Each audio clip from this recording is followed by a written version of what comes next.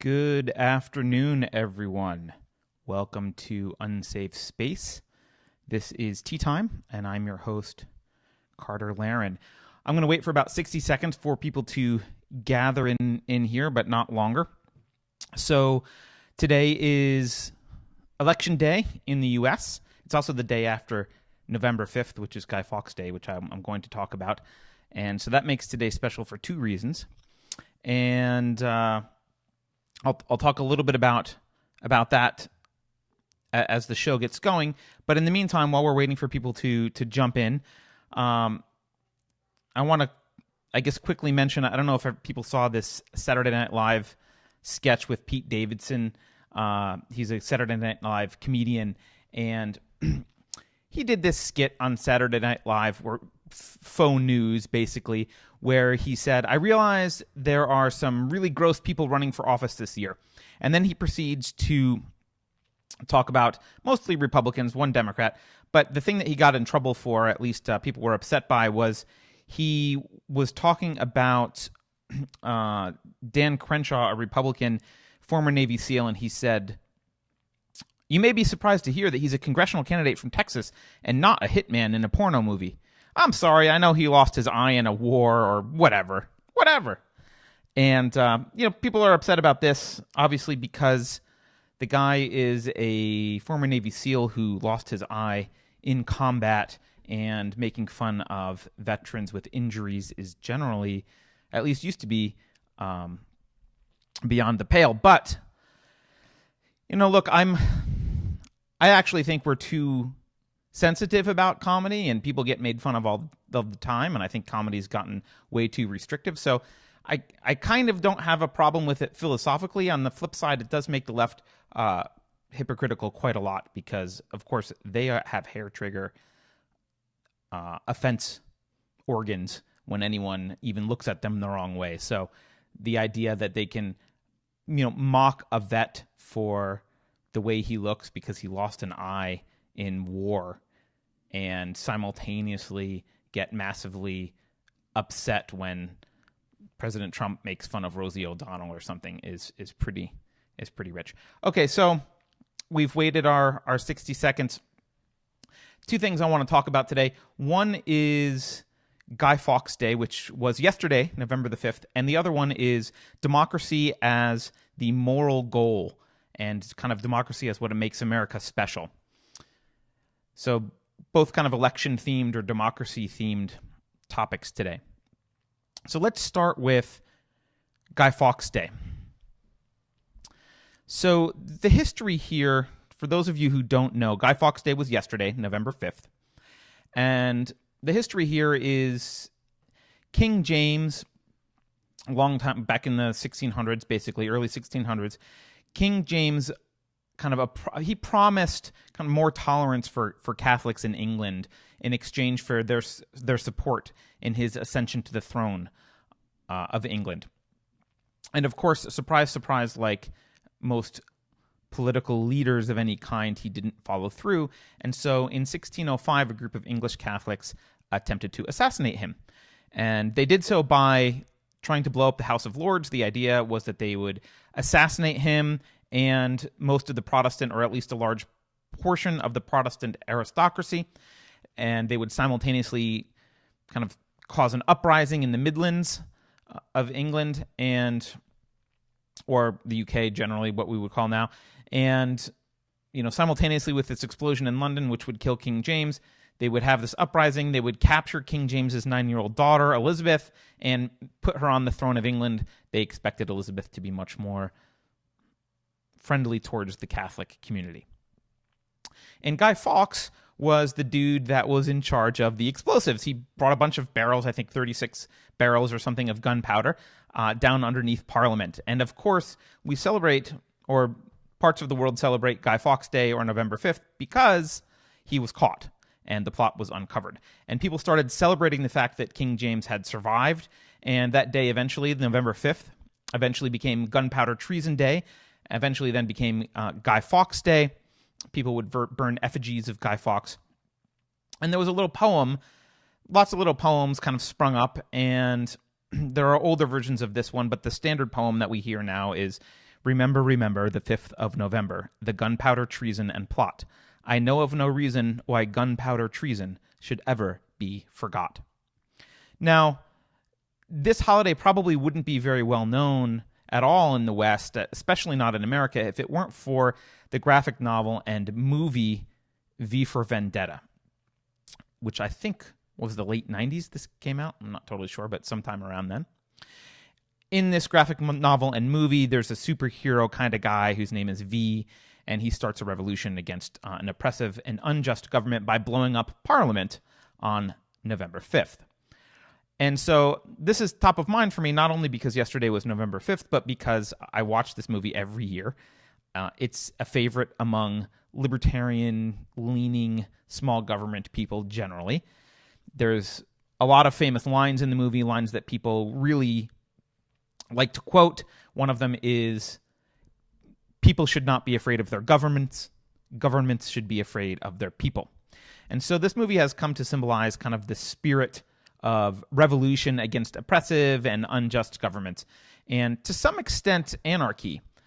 And also you've got kind of Anonymous sort of adopted it as either Anonymous or their fans or posers. I'm not sure. It's a hard group to tell who's actually in it.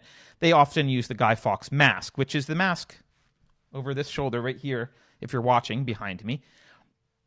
They often use that mask. So why am I talking about this movie and Guy Fawkes Day and the 5th of November? Why does it matter? Well, as you know, if you've been watching, every Tuesday I try and really look at the philosophical side of political commentary. Specifically, I try to universalize. If I can, I try and take statements and universalize them. And I was thinking of this question related to V for Vendetta because it is a popular movie. And I don't remember when the movie came out, I don't remember a lot of people protesting that the hero basically started a revolution violently and killed government officials. And so I thought, well, if you agree with V's actions in the movie, then you have to ask yourself, if you're going to think in terms of principles and universals, when is it morally acceptable to use force against your government? Because it seemed acceptable in the movie, and here on Election Day, I thought it might be a good topic to cover. When is it acceptable? Have you really thought about when that's acceptable? Especially if you liked the movie, because obviously it's celebrated in the movie. Now, if you're part of Antifa, I think the answer to this question is now, right? I think they believe it's acceptable to use force now. Is it? Well, let's dive in. I'm going to take a sip here. Oh, I forgot. It is tea time, so if you have tea, take a sip of your tea. It's 4 o'clock tea time.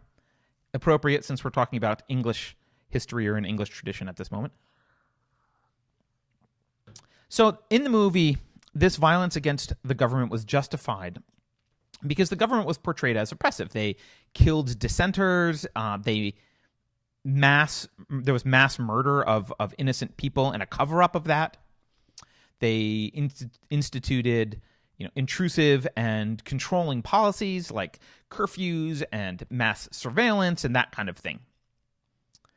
And so the question is,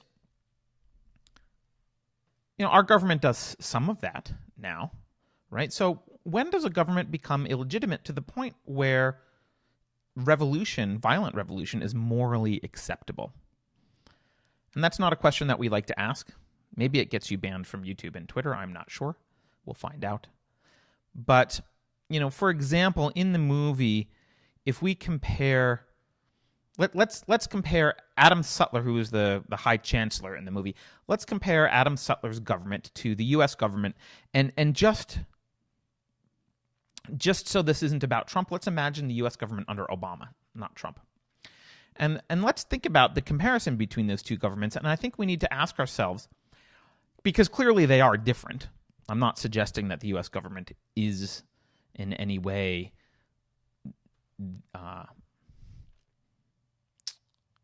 similar enough to the government portrayed in the movie. But we have to ask ourselves, is this a difference in degree?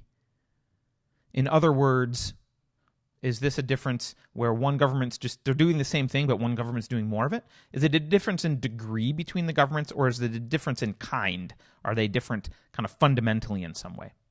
And if it's a difference in degree, that becomes a moral problem for us, because it begs the question, well, where's the line? How much is too much? And I think if you think about it enough, you'll conclude that that line is probably arbitrary and at the very least different for everyone.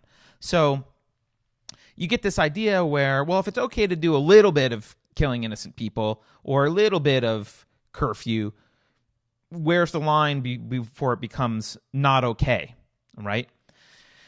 So if it's a difference in degree, I think we have a problem, especially if we conclude that the governments are basically the same and do the same things, but the government in the movie did more and our government does less. I think that becomes a problem. If it's a difference in kind, which it may be, then we need to kind of define what is that difference.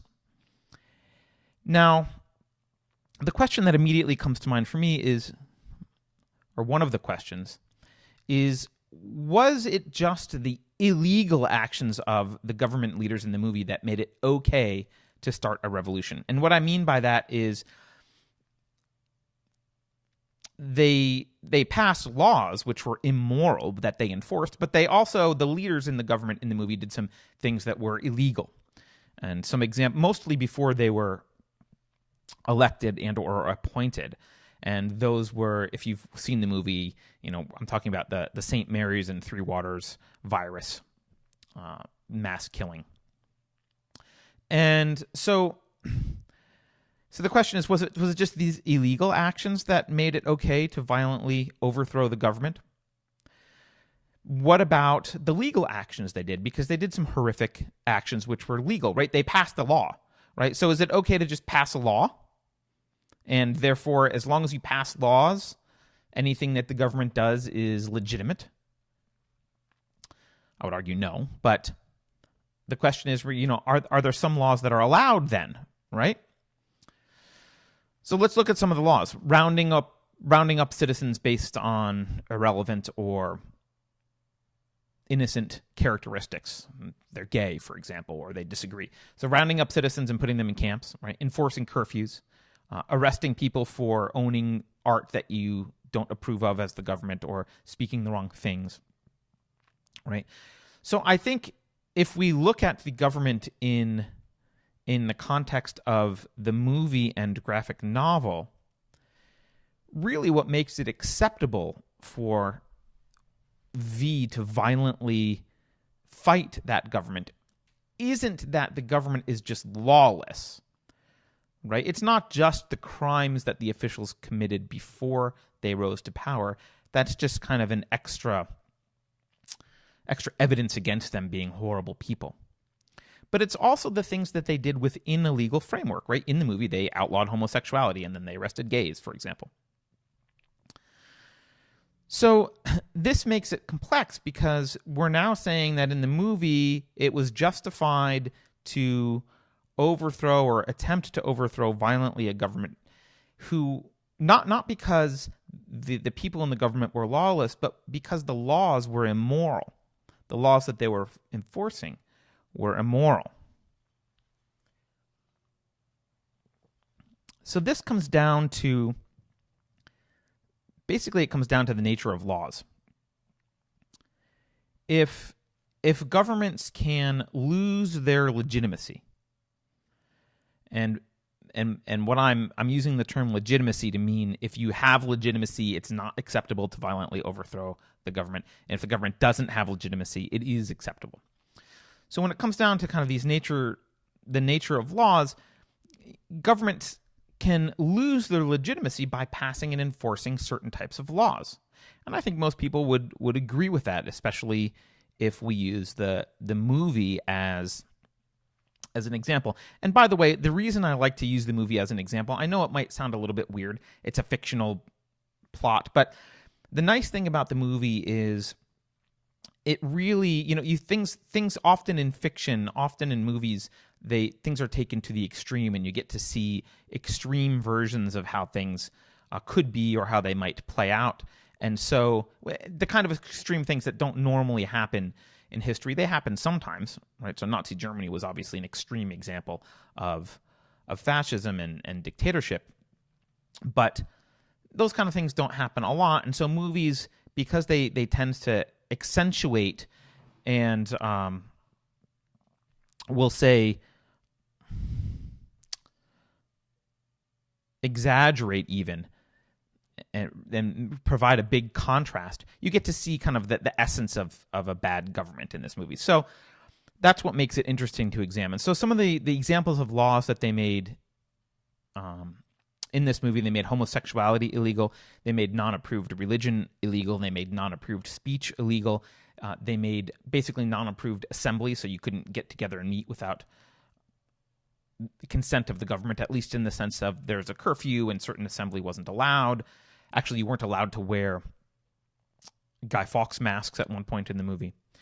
It was also corrupt in some ways where there didn't appear to be great due process behind things, even if there were laws. That was a little less vague, but it seemed like that was certainly part of the government.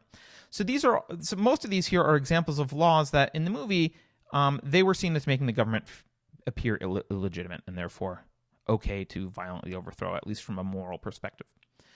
So this is actually quite a complex issue when you think about it. What are the laws that make a government illegitimate? What kind of, you have to really look at the difference between the morality and the legality, and at some point decide, okay, well, if these things become laws, or if these immoral things get codified somehow into the legal system or the power structure, then the government loses legitimacy.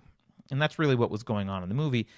And I think the thing that everyone needs to ask about their own governments, no matter where you live in the world, is what are those lines? Right? What are the lines that the government shall not cross in order to maintain its legitimacy? What are they for you? And they may be different. They probably are different for each person that's listening to this. But what are those lines, and has your government crossed any of them? Those are interesting questions. Now, even if your government has, it doesn't mean it's a good idea to go try and overthrow them. You would probably fail.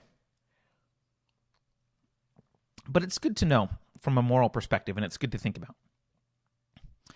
Now, in terms of America, incidentally, the founding fathers were very aware that there was a difference between moral laws and government laws, and they were also very aware that these moral laws superseded government laws. They called it natural law. And so in writing the Constitution, for example, their goal was to build a country that would last. And what I mean by that is a country that wouldn't be overthrown or fall apart. And to accomplish this, they wanted to make sure that the legal boundaries for the nation were within the boundaries of natural law. In other words, they wanted to make sure that the government couldn't do things that couldn't enact laws that were immoral. Because they recognized once you enact laws that are immoral, then it becomes a moral act to oppose those laws with force if necessary. And remember, the founders had just come off of a revolution. They weren't opposed to the idea of starting a war against their own governments. And they wanted to make sure that wouldn't happen in the United States, or at least minimize the risk. And to do that, they tried to set up a government that would be bound not by whatever the people voted for or whatever legislators wanted or what the judicial branch ruled, but bound by some set of natural laws that could be codified and easily understandable by the population at large, so that the population could hold the government accountable. And of course, they did this in the form of the Constitution and originally the first 10 amendments, which we call the Bill of Rights. But interestingly enough, there was, I think many people may know this, there was a debate about including the Bill of Rights in the Constitution by the founders. And this debate was between the Federalists and the Anti-Federalists. And the Federalists did not want to include the Bill of Rights, and the Anti-Federalists did want to include the Bill of Rights. And you might be thinking, oh, that means the Federalists don't think we should have those rights. That's not the case at all. It was actually quite the opposite. So the Federalists thought that the Bill of Rights shouldn't be included because if they included those rights, it would imply that they came from the government and that was the totality of the rights. And the Federalists, their argument was those rights are implicit already in the Constitution, as well as a whole host of other rights. They thought that the Constitution had clearly laid out what the government could do, and that nothing else that wasn't, anything that wasn't specified, the government couldn't do. And so they were concerned that if we enumerate these rights that people have, it will make it seem like the government can do anything as long as it doesn't violate those rights. And that's giving the government too much leeway. And so, for example, the Anti-Federalists, one of the Anti-Federalists was Thomas Jefferson. He wanted the Bill of Rights. And to quote him, he says, "A Bill of Rights is what the people are entitled to against every government on earth, general or particular, and what no government should refuse or rest on inference." Now, he's saying inference because the Federalists were arguing that those rights were already implied. And of course, on the Federalist side, you have people like Alexander Hamilton, who said, "Why declare," and he's talking about the rights, "why declare that things shall not be done which there is not power to do?" Right? So he's saying, look, they don't have a power to do this. If we say explicitly they don't have the power to do this, it will imply that they have the power to do other stuff too, which they don't. So, of course, on this issue, the Anti-Federalists won, and we do have the Bill of Rights. Interestingly enough, those two include the freedom of speech, press, and religion, which is the First Amendment, and the right to bear arms. Might make you think of the quote from the movie, "Governments should be afraid of their people." That's why the right to bear arms was included.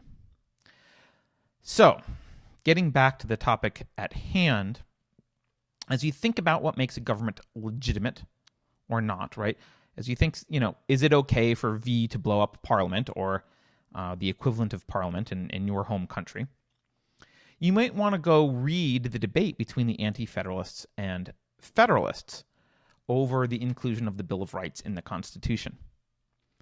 I'm not going to go into whether I think any particular government is legitimate or not, partly because I feel already censored by even having the conversation. I'm nervous to say something wrong, and if I misstep and imply that it's okay to fight a government, I don't want to get arrested. So I'm not implying that it's okay to fight a government, but I am saying that you should think about it and think about for yourself where you think the difference is between, what are those natural laws that no government should infringe upon, and is the government that you're living under, is that government infringing on those laws? And what does that mean in terms of the moral legitimacy of the government? So, speaking of the moral legitimacy of the government, I'm going to take a sip of tea, and then we will move on to topic number 2, which is related.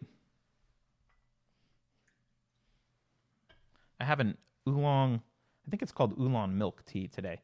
It's another Chinese tea. It's kind of weird, but it's pretty good. Okay, so we're on to topic number 2. And this topic is related to the first one, which is why I wanted to talk about Guy Fawkes Day, the 5th of November, first, and bring up this concept of the moral legitimacy of governments. Because topic number 2 is this idea that democracy is some sort of moral ideal. Right? It's the standard. It's what makes America special. Right? If you remember, for those of you who are old enough to remember Bush 2 talking about war in Afghanistan and war in Iraq and anywhere else he felt like invading, there was always a lot of talk of bringing democracy, spreading democracy. Democracy is viewed as this, almost like a religion, like we need to teach them the truth, spread them this, give this magical serum called democracy to people, and everything will be peachy and okay. Now, I wrote an article about this actually way back in 2002 in Capitalism magazine called Demystifying Democracy. I will add the link to that article in the show notes if anyone's interested in reading it. So I won't go over that specific argument here. But we just talked about what lines a government should and should not cross from a moral perspective, and what makes a government legitimate or not legitimate. And obviously the concept that democracy, the implicit argument with saying you're going to spread democracy and what makes America special is democracy, and talking about democracy so much, the implicit argument here is that democracy is legitimate. It is a moral form of government. In fact, I think many people would argue it's the moral form of government, or at least a necessary but not sufficient condition. So let's universalize this concept of democracy being a legitimate form of government. In other words, a form that couldn't be morally opposed because it's moral. Now, before I have a lot of libertarians pointing out to me that the U.S. is a constitutional republic, or I guess maybe conservatives will point it out as well, I know that the United States is a constitutional republic. I mention it in the article that I just talked about. If you don't understand what a constitutional republic is, you can go read the article. Really quick, high level. The idea behind the constitutional republic is that the constitutional part means that the democracy is limited by a document. All right, so people can't just vote on whatever they want. They can't pass whatever laws they want. There are certain things that are off limits, and those things are limited by a constitution. The republic part means that instead of direct democracy, you are basically electing representatives to then go vote on things. And there are various forms of a republic. Ours obviously includes the Senate and Congress as your elected officials in Washington, as well as the president. So even though America is not technically a democracy or not a pure democracy, it's a constitutional republic, people do use the term democracy loosely to include constitutional republics as well as the U.S. So that's why I'm going to talk about this term democracy. In addition, so people kind of classify anything where people vote as democracy, right? But in addition to this, in the last, I'm not sure, maybe 15 years from what I can tell, maybe longer, I think people have become aware of the difference between a democracy and a constitutional republic. But they are pushing more for democracy, especially on the left, right? There's lots of talk about more what they'll call direct democracy, right? People literally are pushing for majority rules, right? And that's what democracy does universalize to. Democracy universalizes to majority rules. That's what it is in essence, right? And so the radical left has been pushing this, especially after Trump's election. Obviously, they didn't like Trump's election, so they have been pushing for example, getting rid of the Electoral College, which is part of the structure of our republic, but not a democracy. And they have been talking about this concept of direct democracy, and they constantly tell people, make your voice heard. They even talk about compulsory voting. At the very least, there's this idea that if you don't vote, some Democratic candidate said this, I think it was yesterday. I forget who it was. I wish I could remember. But she said, if you don't vote, you're letting someone else make decisions for you. Right? And this is, to me, that statement is really telling. Because it's true. She's right. If you don't vote, you are letting someone else make decisions for you. It's true, but it's also indicative of the problem with democracy. You shouldn't have to vote in order to just do your thing without having busybodies up in your business. But you kind of do to keep them at bay. So let's talk about how to universalize this idea that democracy is some, key to legitimacy. And we can think of it this way. Form of government X, in this case democracy, is legitimate because why? You have to give a reason. Why is democracy legitimate? And again, I'm using the word legitimate to mean its laws fit within some moral constraints, which we just talked about. Well, if if you're saying democracy is legitimate, then what is why? What is the reason why democracy is legitimate? Right? Why do, and again, legitimate is these laws fit into moral constraints. Why do laws fit into moral constraints if you have a democracy? Because that's the implication. If you have a democracy, it is legitimate. Being legitimate means laws fitting into moral constraints. Therefore, having a democracy means laws fit into moral constraints. Now, the only answer you can have here is, well, laws fit into moral constraints because most people voted for them. In other words, moral constraints are defined by the agreement of a majority. If most people agree with something, that makes it just, moral, and valid. That's the universal concept here. The universal concept is basically moral relativism. There are not objective morals.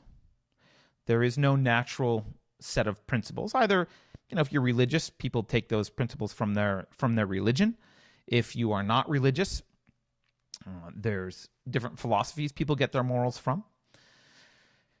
There's also, I guess philosophy is pretty all-encompassing. So there's different philosophies people get their morals from.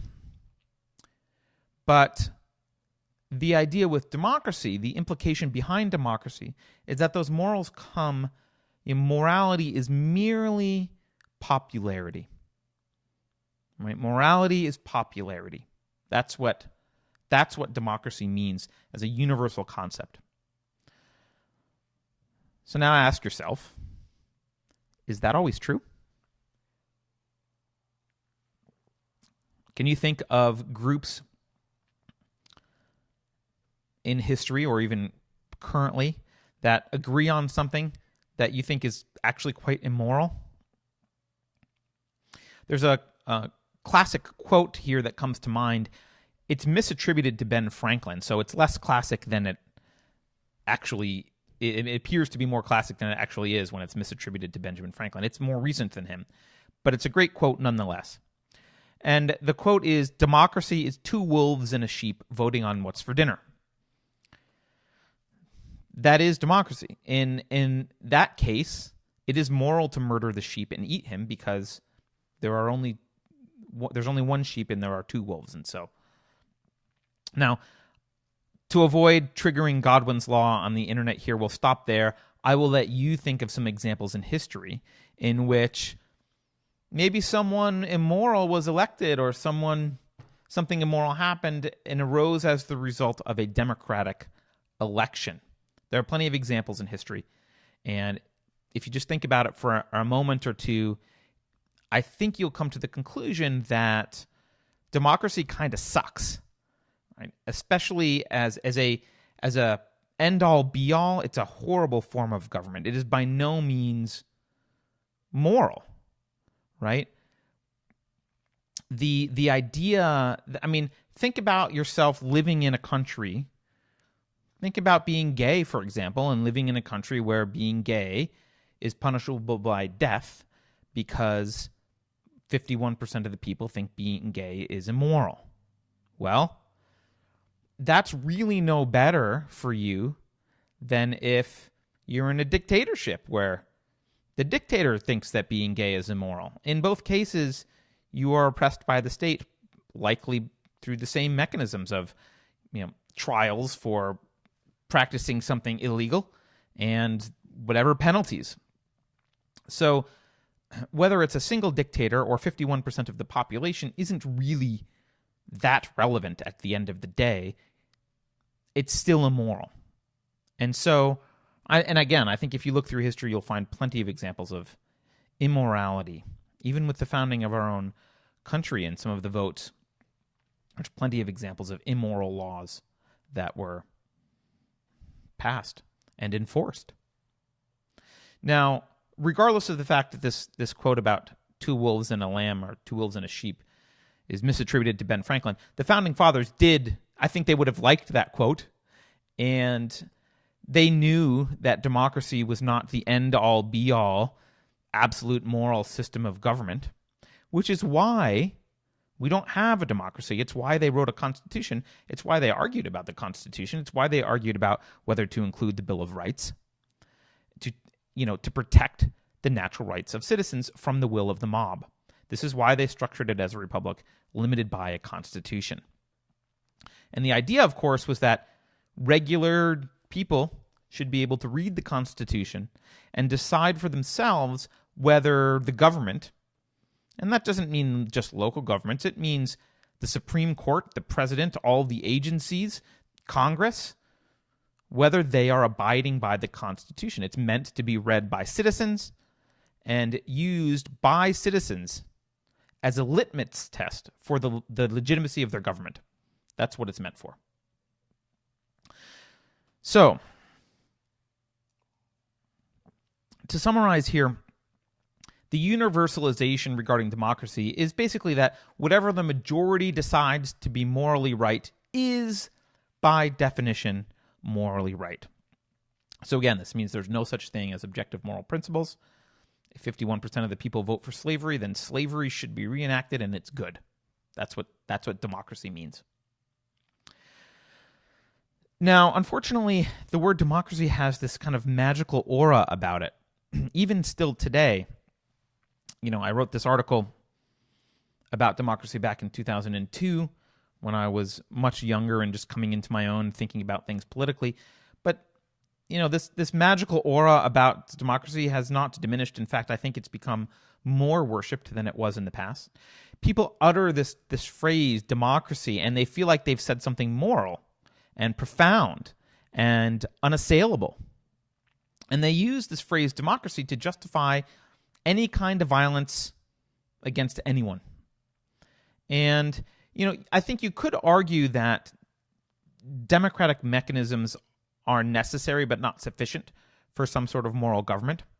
That can be a discussion for another time. Of course, as an anarcho-capitalist, I would take issue with that. But certainly, I think I would much prefer a limited constitutional republic that actually functioned within the Constitution. I think that would be infinitely better than what we have today. But hopefully universalizing this concept and helping you think about democracy and what it really means has helped knock democracy off this pedestal, this divine pedestal that people have put it on, right? So, the next time someone uses the word democracy or the phrase the will of the people to justify their political position, you'll be able to think more clearly about what democracy, actually means, which is dictatorship by the 51%. That's all it is. Democracy just means dictatorship by the majority. So that's it. That's it for the concepts I want to cover today. I did, after all that railing against, I don't know if it's against democracy, but exposing democracy, I did go out and vote today. But I don't think it's an obligation to vote. I think the idea that it's an obligation to vote is ridiculous because it's actually enforcing, in some way it's enforcing speech, it's enforcing thought. You're free to think that the voting mechanism and apparatus in the government is completely ridiculous, and you're free to think it's illegitimate. You're free to not participate as protest in the system. I didn't this time. I have for decades, but today I voted. I got a few minutes left, but I've covered the major topics. So I think I'll end it here. Maybe I'll do one quick last bonus, just a comment that I wanted to make. I know that there's been, in the news a lot, there's been this talk of this caravan and obviously Republicans saying this is an invasion, and the media and the Democrats saying this isn't an invasion. These are just people wanting asylum. The Republicans saying this is people from the Middle East might be included. I think what they mean is terrorists. And obviously the Democrats are saying that's ridiculous. There's no proof of this. But I want to point out one criticism of Trump that's been really bothers me that I see mostly on CNN, but I think I've seen it on other networks. This talking point, if you're a Democrat, this is a stupid talking point, so just stop saying it. You can make a lot of arguments about this group of people, and I don't think you can make an argument that they're asylum seekers, because legally you can seek asylum in the country that you first enter after leaving the country where you're oppressed. You can't just pick and choose countries. You can't walk through that country and go get asylum somewhere else. So legally, they can't really legitimately seek asylum. But that's not the criticism that bothers me the most. The one that bothers me the most is there are these pundits saying they're weeks away. So why worry about this? This is fear-mongering. They're weeks away, which to me is such a stupid argument. If you don't believe that it's an invasion, and you don't believe that it's problematic, then make that argument, and that's fine. Make that argument, but don't just say, well, they're weeks away, so why worry? I mean, if it was a real invasion, if all of that fear about this group of people invading, if that was legitimate and real, and they were coming to invade, right? Then the fact that they were weeks away wouldn't mean don't worry about it. That's just such a stupid, backward thing to say. So, whatever your stand on that is, I think saying don't worry about it because they're weeks away is pretty stupid. I think you should worry about it. Actually, I don't think it's an invasion, but it is if this caravan marches through the border, it is setting a precedent, which I don't think we want to set, which is that we just don't have borders. So, with that, I will bid everyone adieu. Please watch on YouTube, which is probably where you're watching, although you may be listening. You can also subscribe on iTunes podcast, whatever your favorite podcast app is. The podcast is called Unsafe Space. I do this show, which is Teatime, every Tuesday at 4 p.m. Pacific. Please follow us at Unsafe Show on Twitter or go to unsafeshow.com. Again, I appreciate the support I know some of you are starting to donate on Patreon, which is patreon.com/unsafespace. And I appreciate the support as I try and build this channel. Just as a quick reminder, on this coming Thursday at 11 a.m., I have Carrie Smith and I every Thursday at 11 a.m. We do a show called Deprogrammed. Carrie Smith is a former social justice warrior, and we unravel social justice every week and the culture behind it.